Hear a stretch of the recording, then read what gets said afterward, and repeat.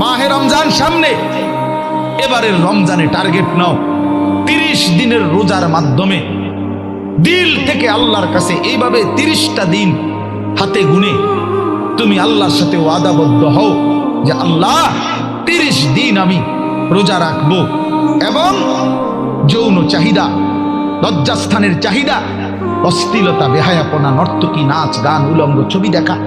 নারীকে নিয়ে চিন্তা ভাবনা, মেয়েকে নিয়ে অশ্লীল চিন্তা ভাবনা, অবৈধ কোনো প্রেম সম্পর্ক, হারাম কোনো রিলেশন,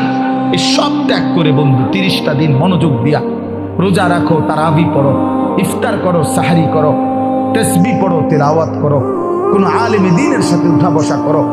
ইমাম সাহেবের সাথে সম্পর্ক করো। ইনশাআল্লাহ দেখবা